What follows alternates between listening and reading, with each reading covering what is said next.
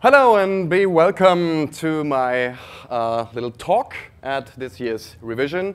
It's called Creativity versus Productivity, Having Ideas versus Getting Stuff Done. Let's start with a little disclaimer. If this thing on? Yeah, disclaimer. This is a triangle. On the top corner of this triangle is truth. On the bottom left corner is dangerous half-truth, and on the bottom right corner is biased bullshit. This seminar will be about here. So what's creativity? Any creative people here? Hands up. Who's creative? Who does creative things? You're demo singers, right? So ought to be creative in some way. All right. I counted 2. Nice. All right, so Wikipedia tells me creativity is a phenomenon whereby something new and valuable is created. In order to figure out what this means, let's start with a little exercise. Exercise 1. I want to know what this sound is. Let me play the sound. Listen closely. What's this? Louder, please.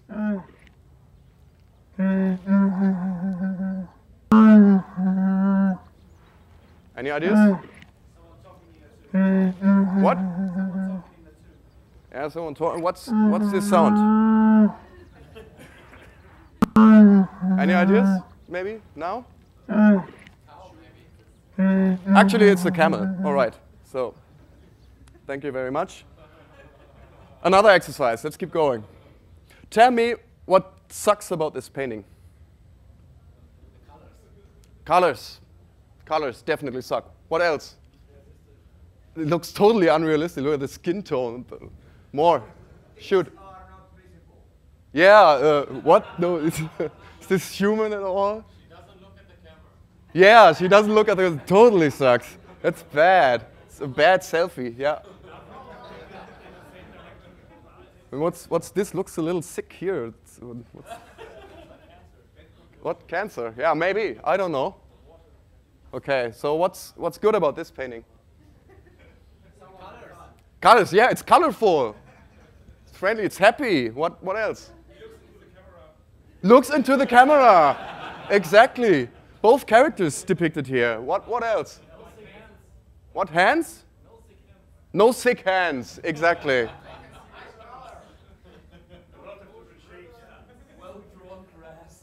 Yeah, admire the contrast of humanity versus nature here. It's totally amazing. And it here looks like it's in the rule of thirds is followed, so it's definitely a good painting. So what do we learn? Neither new nor value are actually cast in stone. Something new can be created, for example, by reinterpreting something that already exists.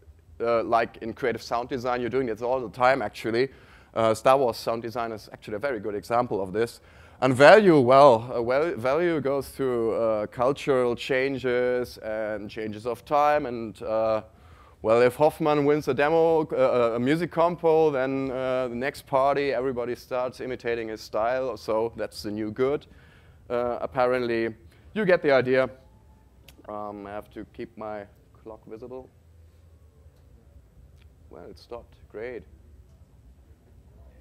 Okay, so if we really go into this value discussion, we will end up there in this bottomless pit. So let's just not do that. Let's also not go too much into what creativity actually is. Let's just assume that you have some kind of intuition and that you have good ideas.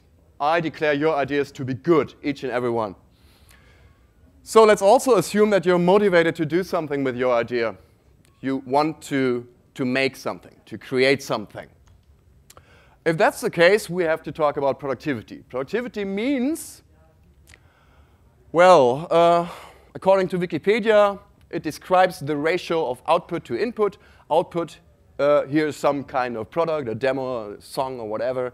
And the inputs are your ideas, your creative spirit. It also means productivity is an average measure of the efficiency of production. So if you want to be productive, you have to find a way to do this efficiently Yeah. Sounds like work. Work is, well, it's not, well, exhausting and stuff. But so people keep telling me that creative work is fun and playful and rewarding and exciting and satisfying. And well, then again, this is all lies, and actually it's tedious, risky, stressful, and most ideas might suck anyway. So, yeah. So now, what's up with the creative process? Let's still assume that you're still motivated, despite of the process being all this. So you're still motivated, and you definitely want to make something. I brought this guide. It's called the Creative Practitioner's Guide to Ultimate Frustration. It basically is a collection of all the pitfalls I could think of, everything that could be done wrong in each and every stage of production. Chapter 1. Best way to fail might be not to get started at all. I think we can agree on that. Start with imagining your finished product. Why might this be a bad idea? Why might this be a pitfall and hinder you from getting started? Any ideas? Microphone? Because at no time your finished product will be similar as your idea. You're actually raising the bar. You're creating a mountain inside of your head, and you have to climb this mountain. And this again sounds very exhausting.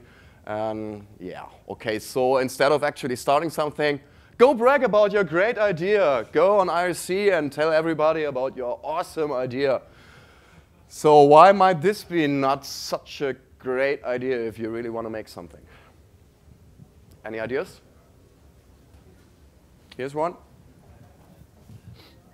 You build up the pressure to actually deliver, and that's like more pressure on your shoulders getting it done, and then the fear of failing when everybody is expecting you to deliver is bad. Fear is a very good point, because fear is the ultimate foe of motivation. Fear totally mutes motivation. There's something else. If you brag about your idea and you get feedback, you're doing something which I like to call calling in and reward early. People tell you, wow, that's great, that's so cool, I totally love that. And so you're actually being rewarded for something you didn't even start. Feels good. It's almost as good as actually having created something, so this is a good time not to start. Well, there's more. If you're still motivated, come up with a very complicated process. The more complicated, the better.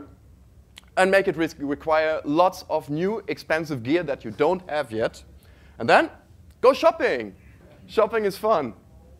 Well, what's the thing with shopping? Shopping, again, feels extremely rewarding. You have this new synthesizer, or your great graphics tablet, or whatever you need to make something. And yeah, well, you can, okay, you most likely have the pleasure of unpacking the thing and plugging it in and updating some drivers. It's awesome, and even better than actually doing something. So, all right, let's say you don't do that and you have your tools ready, you have your experience with your tools. Then start by comparing yourself to the very, very, very, very best. Look at some stuff on PoetNet. Why might this be a bad idea? Is it obvious? Okay, it's obvious. Of course, it's obvious because it, again, rises the bar, and, well, you have nothing at that point. Then set your deadline to finish tomorrow. Remember that revision is starting like tomorrow, and then start working in your production. So why is this a bad idea? Obviously because the pressure at this point is so intense that you get all stressed out. And stress really, really sucks. So what can we do against stress? Here's some means of alleviating stress, because stress is really, it makes you go nuts. So first, start by playing some tower defense.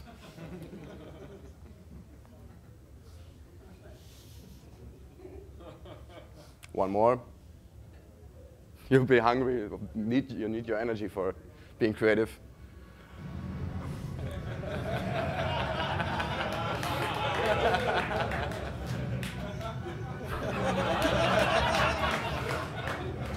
Choose something with good cliffhangers. Yeah, it's getting late. so you might want to adjust your deadline at that point and get some sleep. Make sure to sleep over. Getting up early is so well, uncreative, so just, okay. Yeah, and if you wake up too early, watch some, just to get started and get some inspiration. Okay, so there might be those types of you who, there are people who find stress engaging in a very positive way. Just imagine fast competitions or game jams.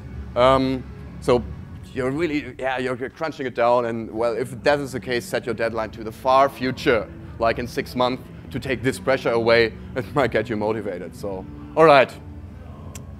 So you actually managed to stop procrastinating, and fear not, you can still fail while getting started.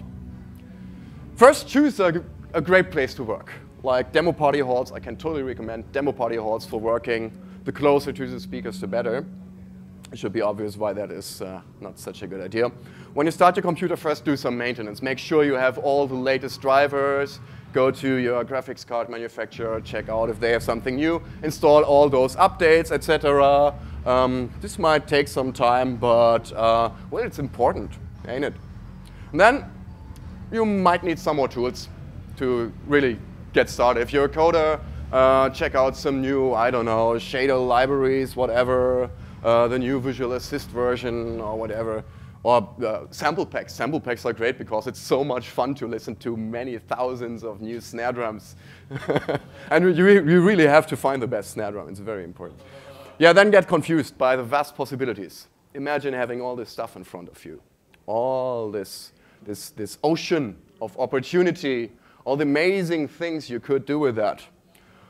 Well, it's not so easy to get started at that point, and you might decide to listen to more kick drums. The answer will come to you, or maybe not.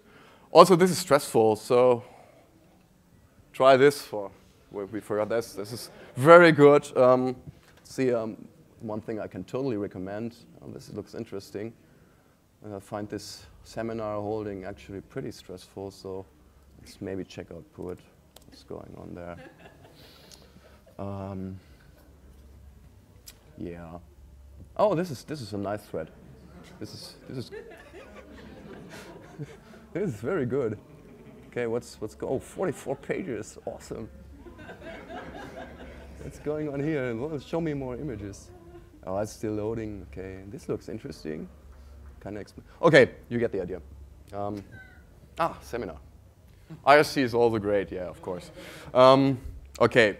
You, again, managed by some magic to stop procrastinating, so you start your main tool. Stare at the emptiness. This is what it looks like. Stare. This is what it looks like if you stare it down. Or it might look different. Might look like this if you're a coder. It's actually a bad example because you already created a project. Yeah, might also look like this. If you're a graphics guy, this could go on. Stare for a moment. Then, for getting some inspiration, stare at something else, like this. Then compare with your results so far, and stare again at this. Yeah. Still motivated? You could save at this point and watch more episodes, for example. All right, let's just assume that you're still motivated at this point. You're watching some assuring TED Talks or whatever. So, okay, you can still fail, fear not. Well, you started something, hooray. Might look like this. Wanna listen? It's awesome. Might sound like, actually made this for this seminar. So that's a new release, sounds like this. Yeah, I can loop this. No, I can't. Oops, okay. Yeah, okay. So it's pretty good, you started something. Celebrate, woo! You made something. Go get a beer, or 5, or 15, and celebrate. And don't forget to brag to your friends about your achievement. Get some feedback on that fragment. If you're going in the right direction, to get some assurance. Well, use IRC or the work in progress thread for. Okay, regarding feedback. There are 3 kinds of feedback. Exactly 3 kinds of feedback. This is the first kind. I call it the groupie feedback. People telling you it's great. There, that's it. You can stop now. You got your reward. We've talked about this earlier. Then there's the second group. I call them the trolls. They say it sucks, so most likely your idea sucks. You can stop here as well. And successfully failed. And the third kind, constructive criticism, this is the hardest kind, but it most likely will implicate more effort. So you're neither done, nor does it suck. Ew. Do some more procrastination. If you're still motivated. Watch episodes. Yeah, watch more episodes. Always watch more episodes. Choose a series with many seasons, of course. All right. So you're still at it. You still have your tool open, and you still want to continue. Set some priorities. For example, if you're a UI coder, so you're making a demo tool, you started a UI, go implement more widgets. There are always more widgets. You'll need each and every widget, because if you're wanting to create the demo and there's this single color selector widget missing, it totally disrupts your flow, so set some priorities like that. Is it obvious why this might be a bad idea? What can go wrong here? To make it a little clearer, reinvent more wheels. The tools you have, okay, the sample libraries and, well, engines, whatever, you could come up with something better, and you should definitely start developing it. Whatever it is, start from scratch. The result will be much more awesome. What will happen at this point? Any ideas? Yeah, you'll continue doing whatever you do, coding around or EQing a kick drum or whatever. You'll get lost. You'll get lost and bored, most likely. You're getting far and far away from what you were actually intended to do, and well, at some point, you'll most likely lose motivation. Also, constantly keep criticizing. Is it really good what you're doing? Keep asking yourself, is it really good what you're doing? What's the problem with asking yourself this question? Any ideas? Yeah. Yeah, it's doubt. It's actually, you're doubting yourself. You're not criticizing, you're doubting. And doubting, if you're doing something creative, it should be fun, right? It should be a pleasureful experience. Why else would you do it? So, of course, it's not a good idea. Yeah, then we have this early perfectionism, like EQing a snare drum or some micro-management detail, or again, the UI example, moving a button 2 pixels left and right over and over again, always with recompiling the complete project, of course, just to figure out what's the best solution. Bad trap. Yeah, okay, because this is so time-consuming, keep going, keep at it. Just get more coffee or other stuff and keep at it. What will this do to you if you work like 20 hours on a project? Tell me, what will happen? Burnout. Yeah, burnout, okay, in the long term. If you're doing it one day, for example, you'll definitely be wasted the next day, of course. Which is okay if you manage to fit some deadline and it's done. But in a normal process, if you're working on something bigger, which will most likely take a few weeks anyway, it might be a good idea to keep a more healthy schedule, to conserve some energy, to still start again the next day. So, okay. If you're still motivated, you can still fail while finishing. So you're almost done. You added some hi-hats to the beat or whatever. It is 3 minutes long if it's a song, so it's almost done. Now is a good point to embrace perfectionism. Go back to choosing another kick drum if you made a song. Yeah, or rewrite the 3D engine to make it support DirectX as well, or something like that. Just in order to make it a little better. Bad idea. Well, if in doubt, get more feedback. Somebody will find something you could still improve. People want to help you if you ask them. They will find something. And remember that everybody has to like it, so as long as somebody finds something to criticize, it's most likely not good enough. Remember that. Oops! You managed to finish something anyway. So what now? Release it? Good time to start doubting yourself again. Well, if you don't release it, if you decide it's not good enough, make sure not to do any backups because it's so utter crap. Don't look at it ever again, don't watch it and lose it with the next hard disk crash. Why is this a bad idea? Why is this a pitfall? Gravedigger combo. You will have to start from scratch again. Yeah, that's a valid point, yeah? Yeah, that's the right direction. What I was mainly thinking of is that you made something, you put a lot of effort into something, you put some love in there.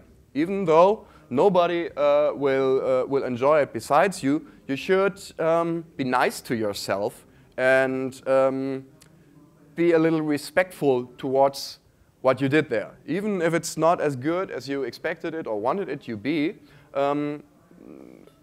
well, maybe it's not so bad and you'll reconsider after a year or two or so. So I personally have an MP3 archive that's going back to 1997. It's filled with like 600 or 700 MP3s and consists of basically everything I ever made.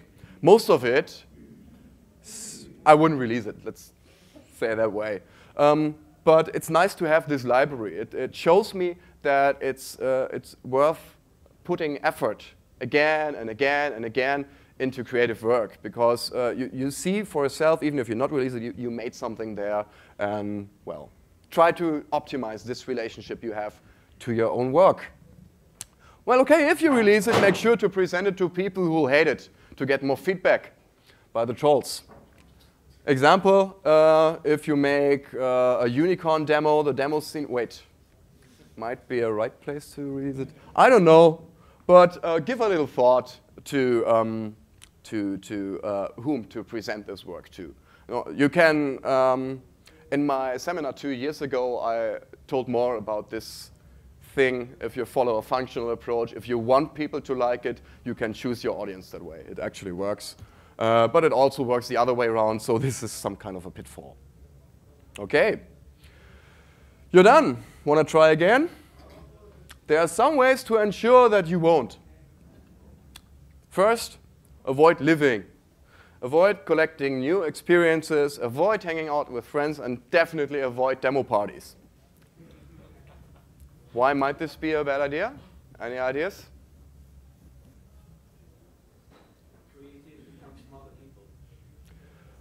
Creativity comes from other people. Is that so? Maybe. Maybe. More ideas? Experiences. Good point. Yeah, well, I think that your brain needs some input from somewhere. Watching more episodes from the series might not be the right kind of input because the spectrum of human experience is incredibly rich.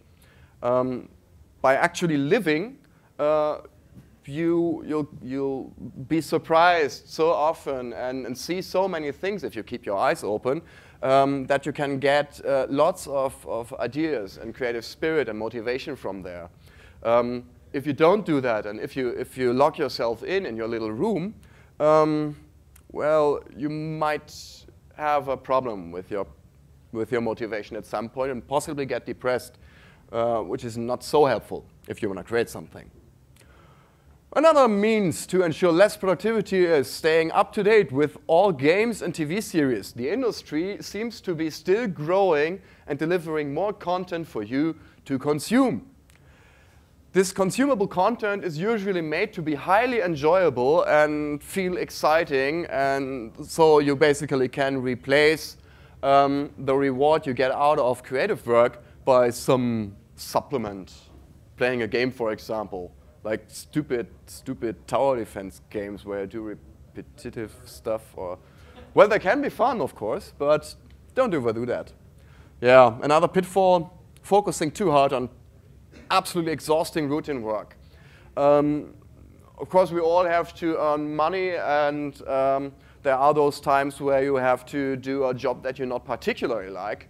But this is more like the result of choices you make for your life. While we don't have total control over how we want to spend our time, we have some. And we can do little adjustments in your life to create an environment that allows us to do more creative work if we reserve some space for that. If you work for 12 hours a day, doing extremely exhausting stuff, when you get home, you'll most likely be tired and, well, not so motivated to start anything. So that's just something to keep in mind.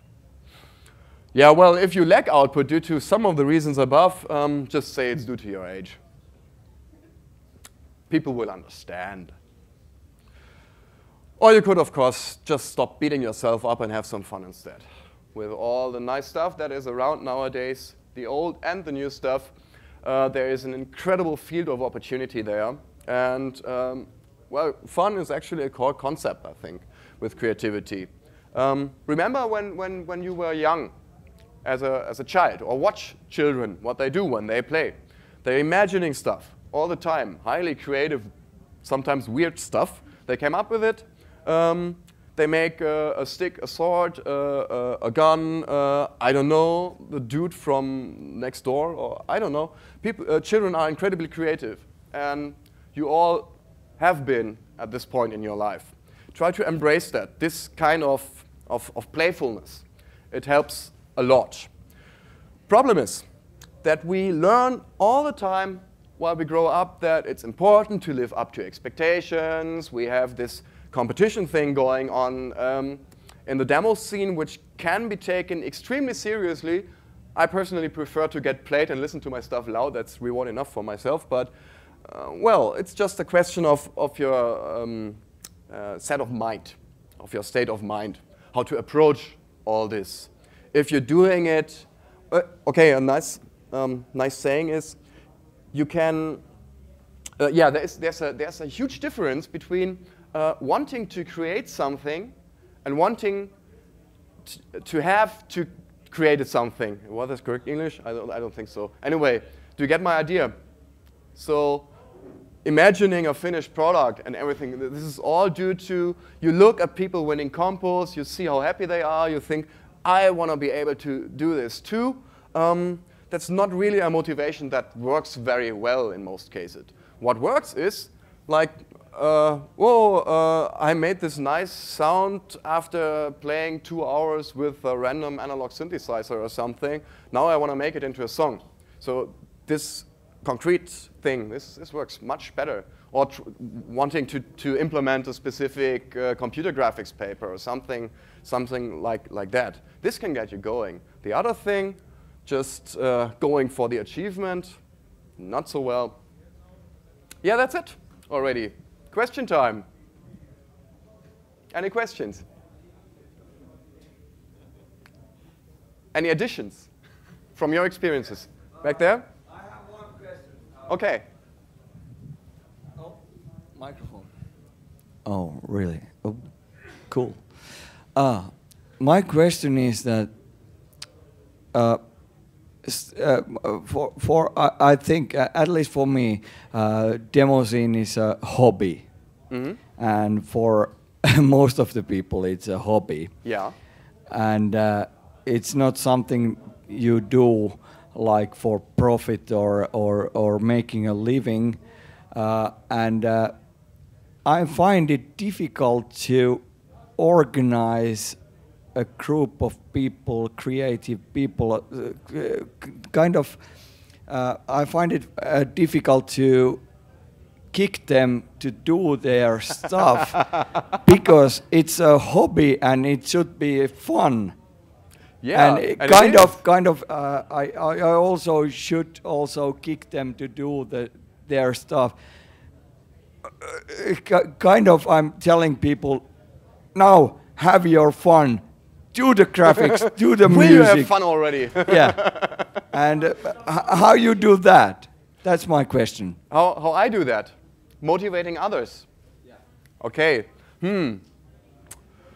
Yeah, that's a difficult one. How do I do that? Well, I try to give a good example in the first place. I try if I want others to get fixed on starting something, on actually doing something. Best thing I can do is starting myself, delivering something. Here, look, I made this track. Now go do some sketches to this track, or I don't know, do some mock-up graphics. I don't know. If people see that you are actually doing something, their motivation to participate might rise. So that would be one approach, for example. Yeah? Microphone. Always the microphone. I think the hardest point of your presentation is the don't start with a fixed idea, just come up with something, you know.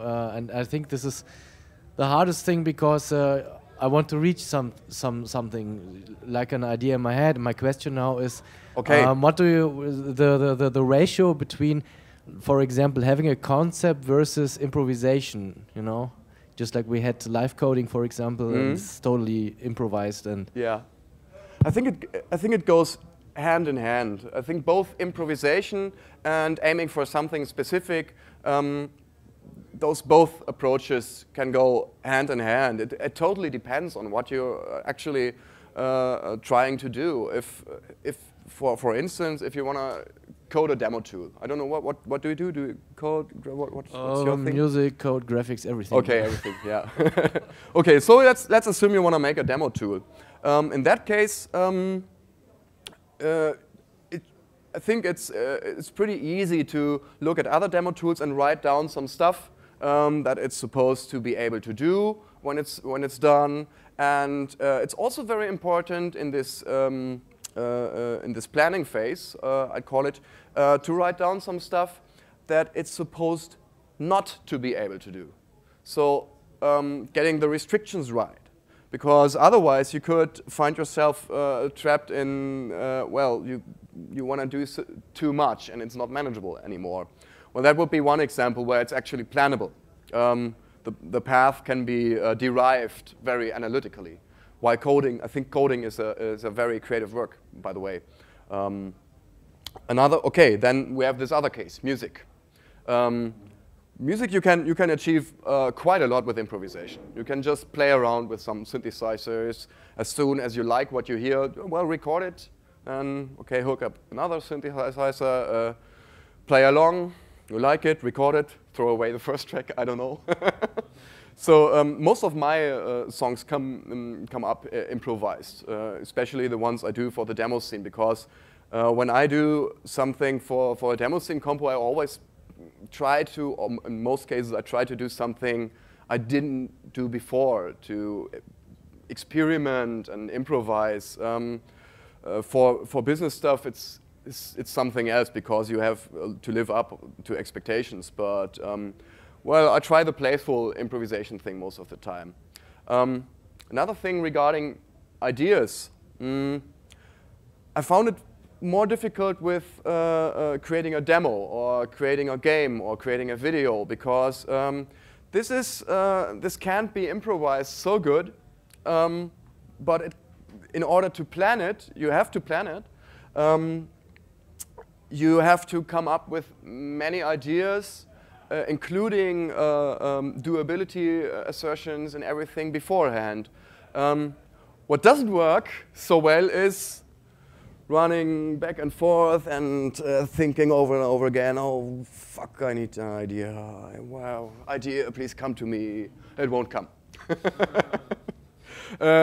Well, to numb your mind doesn't work either. It's like with watching the TV series or anything. What works quite well is going out and do something crazy. I don't know, go to an amusement park, take a hike to the forest or something like that.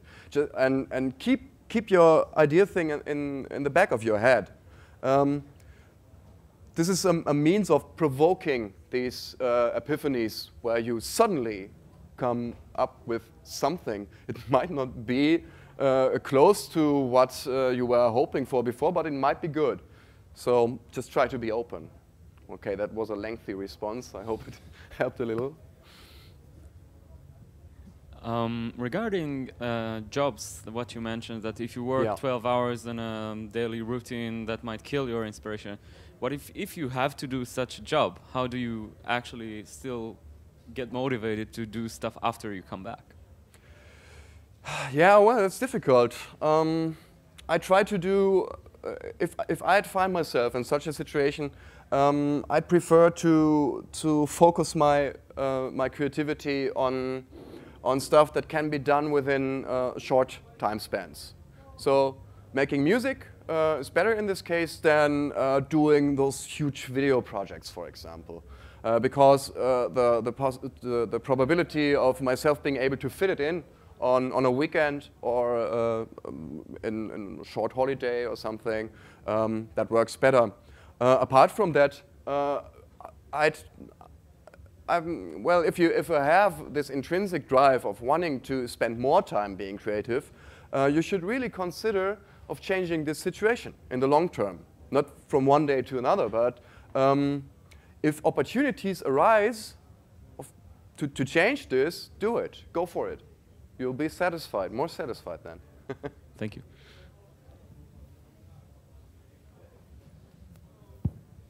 Let's imagine you're planning a new song. Okay. And you're in the middle of the work of that new song. You have a great idea and working on it, and it's developing. Where do you draw your personal line when you say for yourself, "That's enough. That's okay. You can release it"? I mean, you're telling, or you told in your slides that asking different people is a bad idea and stuff. Because you always get different feedback, which demotivates more than keeping you motivated. So where do you draw your personal line to getting feedback in some way at least, to see if it's any good anyway or not? Well, of course, what I didn't mention is there are, of course, the right people to ask. They exist too. So if you have someone you hold in high regard and who does a difficult style, a similar style of music to your own, then it's totally okay to ask. It's also good to ask something specific. Let's say you're unsure about some aspect of the mastering or something like that, then ask that. Don't just push it out and say, "Here, feedback please." Ask something more specific. I think that helps. Personally, I try, of course, not to call in this feedback early. I try to get done for myself. I've got lots of routine doing music, making music, because I did it so often and it became easier every time. So I know that it usually takes me like 10 hours to get a song to a point where it's structurally complete. If it's not, well, then it's not. Might start over. Whatever. There really aren't clear rules for that. I can only tell what I do in such a case. Okay, if I'm at that stage, I sleep over it, get some distance, listen to it again, and then do exactly one polishing session. Not 2 or 3 or 4. I went through that too often.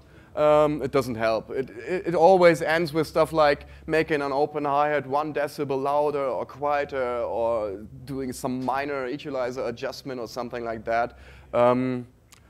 After a year, you'll have forgotten what you did there. So it's wasted time. And I don't know, maybe it's a question of training as well, this getting done thing. Do it often.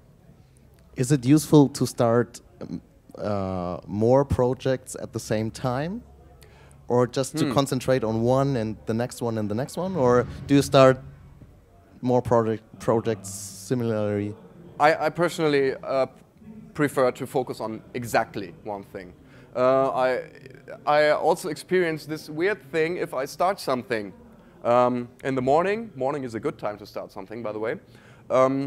If, like on midday, some customer calls and wants me to do something completely different, which is also a creative thing.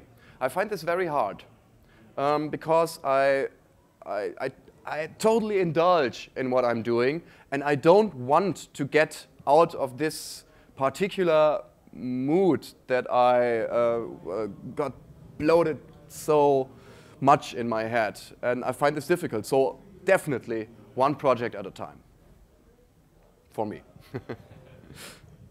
Yeah, I find that it has upsides and downsides too, because if you have more projects, then you can always work on something that you feel like working on, which is great with motivation. And that helps a lot if you are motivated in getting something done. I think it's a personal thing. I think everybody has to figure this out for himself and maybe try different things. I did some projects which involved many different things that were to do. For example, the videos I made, they had this shooting footage thing, this making music thing, and the cutting and the special effects. In that case, because I was aiming for one product, incorporating that all, it was a lot easier to switch. I actually do stuff in such cases at the same time, like making, continuing the music and continuing the video in the cutting software, in like, switching each minute or something. This happened to me too. I don't know, it's a personal thing. Do what works best for you.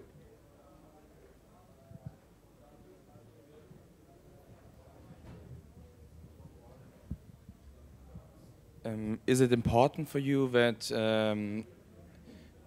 if someone tells you what he or she thinks about your work and the first impression, and what do you think about it? About the first impression? About the first impression. I think it's very important. Imagine you're trying to discover some new music to listen to. You might browse through Spotify. What do? You don't listen to full albums. Maybe you skip around a little. And you get a very good impression about whether you like it or not. So this works. And I think the reaction on something during the first seconds is the most honest one and the most direct one.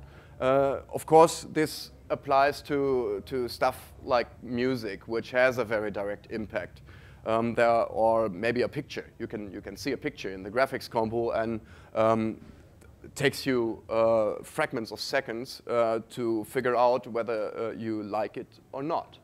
And that's basically it. But with a more complex thing like a movie, there are kinds of work that just require more attention, or complicated, artsy stuff that's just a little difficult to figure out, which you have to think about, stuff like that. That exists too, and well, yeah, it depends, I think. But usually, I totally believe in first impressions. They're valuable. That's also for ideas, for assessing ideas, by the way. If you have an idea, if you get this epiphany moment, and it instantly makes you laugh, for example, or be shocked, or provoke some strong emotional reaction, this might be a good one. Anything else? All right, that's it for then. Thank you very much for attending.